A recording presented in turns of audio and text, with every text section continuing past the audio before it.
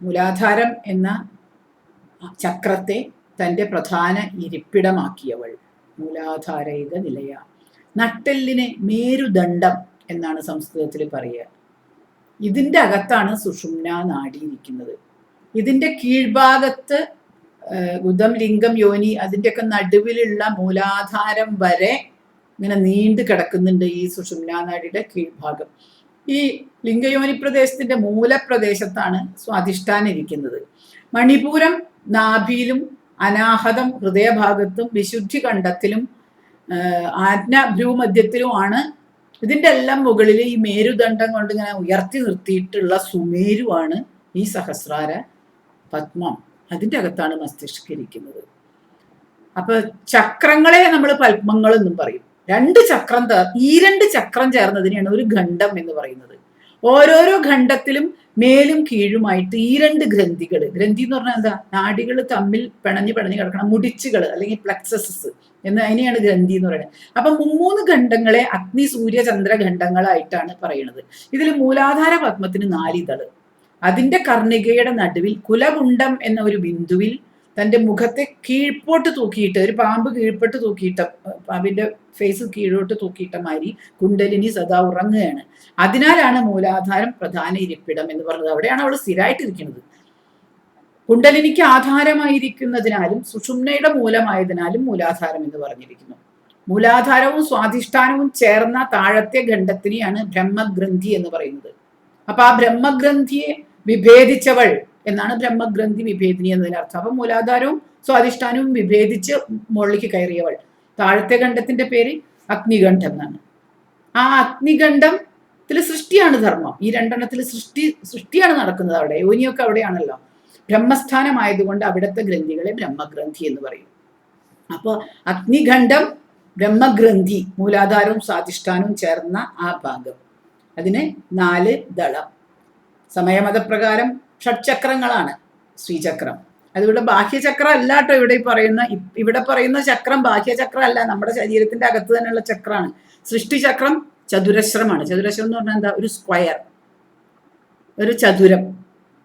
അഷ്ടദളം, ഷോഡശദളം എന്ന് 3 ആവരണങ്ങൾ ഉണ്ട് അതിന്.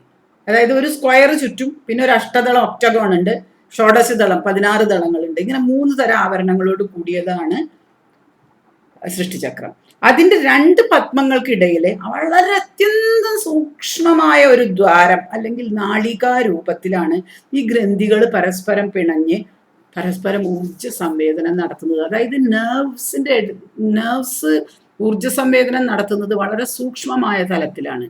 നമുക്ക് കാണാൻ സാധിക്കുന്ന ഇലക്ട്രിസിറ്റി ആണല്ലോ അത് കൂടെ പ്രവഹിക്കുന്നത്. കെമിക്കൽ എനർജി, ഇലക്ട്രിക്കൽ എനർജി രണ്ടും പ്രവഹിക്കുന്നുണ്ട് അതിൽ കൂടെ. എന്നാലും ഇലക്ട്രിക്കൽ പൊട്ടൻഷ്യലാണ് അതിലും പ്രധാനമായിട്ടുള്ളത്. കെമിക്കൽ അവിടെ ലിബറേറ്റ് ചെയ്യുകയാണ് ചെയ്യുന്നത്. അപ്പൊ വളരെ സൂക്ഷ്മമായ തലത്തിലാണ് ഈ നാഡീ സംവേദനങ്ങൾ നടക്കുന്നത്.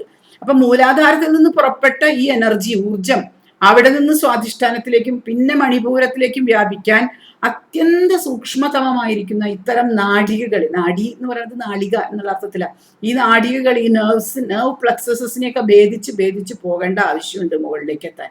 സൃഷ്ടിക്കാനുള്ള ഊർജം ആദ്യം ഭേദിക്കുന്നത് മൂലാധാര സ്വാധിഷ്ഠാനങ്ങളാവുന്ന ബ്രഹ്മസ്ഥാനത്തെ അല്ലെങ്കിൽ ബ്രഹ്മഗ്രന്ഥിനെയാണ്. ലിംഗം ഉദ്ധരിക്കാനും യോനിയെയും അണ്ടാശയത്തെയും രേതസ് സ്വീകരിക്കാൻ സന്നദ്ധമാക്കാനും ഒക്കെ കൗമാരപ്രായം കഴിയുമ്പോൾ തന്നെ ഇത് എല്ലാ മനുഷ്യരിലും എല്ലാ ജീവികളിലും ബയോളജിക്കലായിട്ട് സംഭവിക്കുന്ന ഒരു കാര്യമാണ്. അത് ആദ്യം സംഭവിക്കുന്നത് അതാണ്. എന്നിട്ടല്ലേ മനുഷ്യൻ വലുതാവുന്നുള്ളൂ. മറ്റു ജീവികളും പിന്നെയല്ലേ അതിൻ്റെ വളർച്ച വരുന്നുള്ളൂ. അപ്പൊ അത് ബയോളജിക്കലാണ്. ഗ്രന്ഥ് എന്ന് പറഞ്ഞാലോ, ഗ്രന്ഥ് എന്ന ധാതുവിൻ്റെ അർത്ഥം വളരെ വിപുലവും വളരെ മഹത്വമായ ഒരു വസ്തുവെ ചെറുതാക്കി സൂക്ഷ്മമാക്കി അവതരിപ്പിക്കുക എന്നുള്ളതാണ്.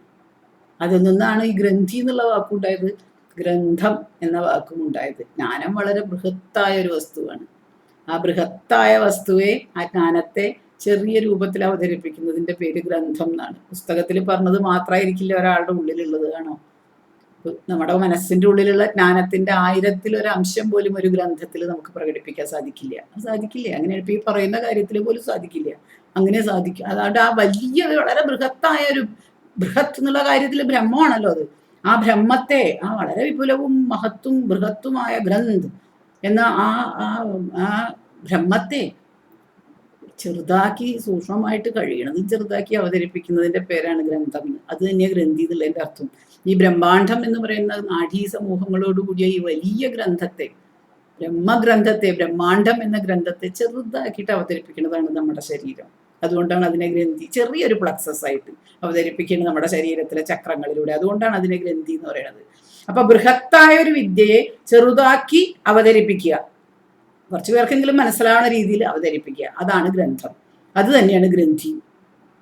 ഒരു വ്യക്തിയെങ്കിലും ഒരാൾക്ക് മനസ്സിലാക്കാൻ സാധിക്കുമല്ലോ. അപ്പൊ ഒരു ഗുരുവിനെ മനസ്സിലാക്കിയാൽ തന്നെ കുറെ കാര്യങ്ങൾ നമുക്ക് മനസ്സിലാക്കാൻ സാധിക്കും. ഇത് ഒരാളെ പോലും മനസ്സിലാക്കുന്നില്ല, ഓരോരുത്തരുടെ പിന്നാലെ ഓടി നടക്കുകയാണ്. അത് വേറെ. അപ്പോൾ ഗ്രന്ഥിയുടെ ഉദ്ദേശം, ഗ്രന്ഥത്തിന്റെ ഉദ്ദേശം അതാണ്. ശ്രീവിദ്യയെ എല്ലാവർക്കും മനസ്സിലാകും വിധം കുറുക്കി ചെറുതാക്കി പറയുന്ന വിധം, അതാണ് ഗ്രന്ഥങ്ങളുടെ ഉദ്ദേശവും ഗ്രന്ഥികളുടെ ഉദ്ദേശവും. ഗുരുക്കന്മാരായ വ്യക്തികളുടെ, ഗ്രന്ഥികളുടെ ഉദ്ദേശം അതാണ്. ശിഷ്യന്റെ ബ്രഹ്മഗ്രന്ഥി വിഭേദനം നടക്കുകയാണ് അവിടെ. ഇനി അതിനെ രണ്ടാമതും പിന്നെയും ചെറുതാക്കി സൂക്ഷ്മതമാക്കിയാലോ? ഒരു ഗ്രന്ഥത്തിനെ വീണ്ടും കുറുക്കി സംക്ഷേപം ചെയ്ത എന്താ പറയാ, ഒരു സെന്റൻസിനെ പിന്നെയും ചെറുതാക്കി കൊണ്ടുവരുമ്പോ അതിനെ സൂത്രം എന്ന് പറയുമല്ലേ. ബ്രഹ്മഗ്രന്ഥം എന്നതിനെ ബ്രഹ്മസൂത്രം എന്നാക്കുമ്പോ ബ്രഹ്മഗ്രന്ഥത്തിനെ വീണ്ടും ചെറുതാക്കി ബ്രഹ്മസൂത്രമാക്കി. സൂത്രം എന്ന് പറഞ്ഞാലോ നൂല്. നൂലെന്ന് പറഞ്ഞാൽ തമിഴില് വേദമാണ് കേട്ടോ. വേദം വളരെ ചെറുതാണ് വാസ്തവത്തില്. തമിഴിന്റെ അർത്ഥം അനുസരിച്ച് വേദം എന്ന നൂലാണ്, വളരെ ചെറുതാണ്, സൂത്രരൂപമാണ് വേദത്തിന്. ആക്ച്വലി നൂല് പോലെ കൂട്ടിക്കെട്ടി മുറുക്കി പരസ്പര സംവേദനക്ഷമമാക്കിയ അസംഖ്യം നാഡീ സമാഹാരങ്ങളോട് കൂടി അതിനെ ഗ്രന്ഥികളെ, ഗ്രന്ഥി സമാഹാരങ്ങളെ അല്ലെങ്കിൽ പ്ലക്സസുകളെയാണ് ഇവിടെ ഇങ്ങനെ ബ്രഹ്മഗ്രന്ഥി, രുദ്രഗ്രന്ഥി, വിഷ്ണുഗ്രന്ഥി എന്നൊക്കെ നെർവ് പ്ലക്സസസ് എന്നുള്ള രീതിയിൽ ചക്രങ്ങളായിട്ടും പത്മങ്ങളായിട്ടും ഒക്കെ പറയുന്നത്. മുകളിലേക്ക് ഉയരുക, അങ്ങനെ മുകളിലേക്ക് ഉയരുകയാണ് കുണ്ടലിനി ചെയ്യണത്. താഴത്തേക്ക് പോവുകയല്ല, മുകളിലേക്ക് ഉയരുകയാണ്. അങ്ങനെ ഉയരുന്ന, നമുക്കതല്ലേ ആഗ്രഹം. നമ്മളെല്ലാവരും മുകളിലേക്ക് പോകാനല്ലാണ്ട് ഇരിക്കുന്നതിന് താഴത്തേക്ക് പോകാൻ ഒരാൾക്കും ആഗ്രഹം ഉണ്ടാവില്ല. അപ്പൊ കുണ്ടലിനിയുടെ ഊർജം നിയന്ത്രണമില്ലാതെ താഴത്തേക്ക് വീഴാതെ നോക്കലും കൂടി ആവശ്യമുണ്ട്. സ്വാധിഷ്ഠാനത്തിൽ നിന്ന് മണിപൂരം വരെ ഉയർന്നിട്ട് പിന്നെ താഴത്തേക്ക് പോകാൻ നോക്കരുത്, പിന്നെ മുകളിലേക്ക് പോകാൻ ശ്രദ്ധിക്കാവൂ. അപ്പൊ അതുകൊണ്ട് ഊർജം നിയന്ത്രണം ഇല്ലാതെ താഴെ വീഴാതെ സൂക്ഷിക്കണം.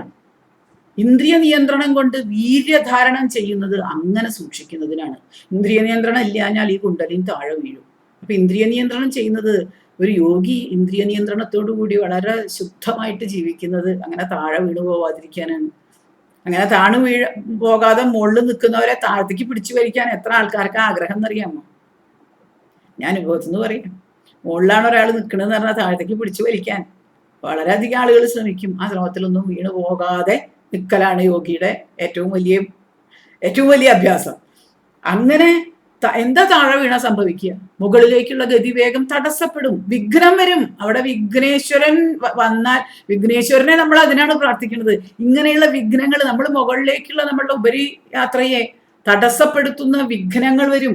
അപ്പൊ നമ്മുടെ ഗതിവേഗം തടസ്സപ്പെടും. ഇടയിലിടയിൽ ഓരോരോ വിഘ്നങ്ങളെ കൊണ്ട് തടസ്സപ്പെടും. ആ വേഗത്തിന്റെ അനുപാതം, ഈ വേഗത്തിന്റെ അനുപാതം എന്ന് പറയുന്നത് മൊമെന്റം ഓഫ് എനർജി.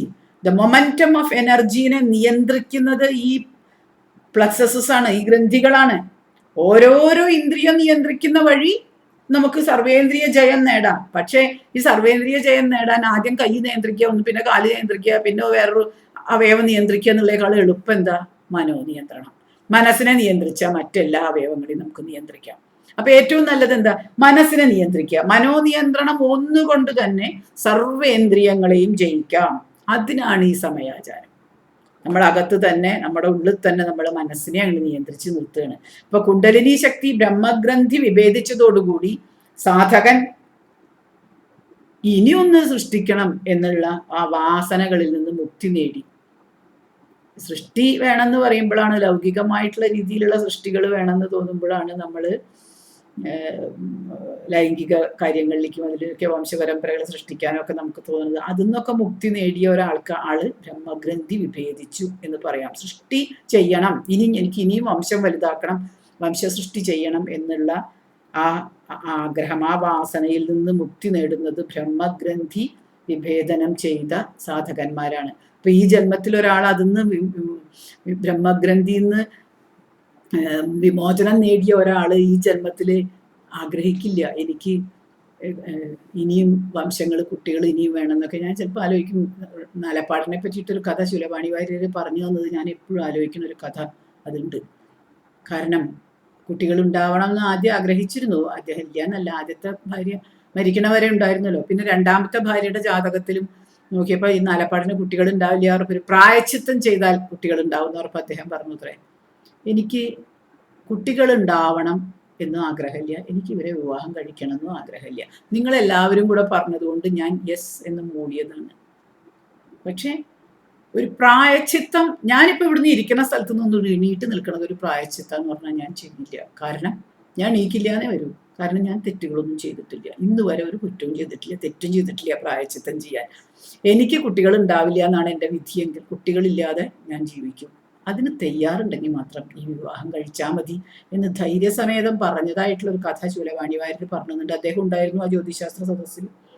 അദ്ദേഹം പറഞ്ഞുന്നുണ്ട് അതെന്താന്ന് വെച്ചാല് കർമ്മങ്ങളിൽ നിന്നും സൃഷ്ടികളിൽ നിന്നും ഒക്കെ മോചനം നേടിയ ഒരു ഋഷിക്ക് ഇനിയും രണ്ടാമതൊരു സംസാരത്തിലേക്ക് ഇറങ്ങണം എന്ന് ആഗ്രഹമില്ലാത്ത ഒരു ഋഷിക്ക് ആ വിവാഹം അത് മറ്റൊരാൾക്കൊരു ജന്മം ഒരു ജീവിതം കൊടുക്കുക എന്നതിലുപരി അവനവന്റെ ഒരു ആഗ്രഹത്തിന് വേണ്ടി ഉള്ളതല്ല എന്നുള്ളത് കൊണ്ടാണ് അത് അങ്ങനത്തെ രീതിയിലാണ് പറഞ്ഞത്. അപ്പൊ സൃഷ്ടി എന്ന വാസനയിൽ നിന്ന് മുക്തി നേടിക്കൊണ്ട് ഒരു വ്യക്തി ഈ ജന്മത്തിൽ ഇവിടെ ജനിക്കുക എന്ന് പറഞ്ഞാൽ ആ ആള് ബ്രഹ്മഗ്രന്ഥി കഴിഞ്ഞ ജന്മത്തിൽ ഭേദിച്ച ഒരാത്മാവാണ് വന്ന് ജനിച്ചിരിക്കുന്നത് എന്നർത്ഥം. ഇത് ഞാൻ പറയണതിന് വേറെയും ചില പേഴ്സണൽ കാര്യങ്ങളും ഉണ്ട്. ഇവിടെ 100ാമത്തെ നാമത്തില് താപിനി കല എന്ന കല അവസാനിക്കുകയാണ്. 100 നാമങ്ങൾ വീതം ഒരു കലയുടെ പേരാണ്. 100ാമത്തെ നാമാണ് ബ്രഹ്മഗ്രന്ഥി വിഭേദിനി. അവിടെ താപിനി കല, താപങ്ങളുടേതായ താപിനി കല അവസാനിച്ചു. ഇനി 101ാമത്തെ മുതൽ 200 വരെയുള്ളത് ധൂമ്രിക എന്ന കലയുടെ ആരംഭമാണ് നമ്മളിനി അടുത്തതിൽ. അപ്പൊ 100 നാമം നമ്മൾ 9 ദിവസം കൊണ്ട് നമ്മൾ തുടങ്ങിയത് നവരാത്രി ആരംഭത്തിന്റെ അന്ന് തുടങ്ങി. ഇന്ന് 10ാമത്തെ ദിവസം വിജയദശമിയുടെ അന്ന് നമ്മൾ 100 നാമങ്ങൾ തീർത്തിരിക്കുകയാണ്.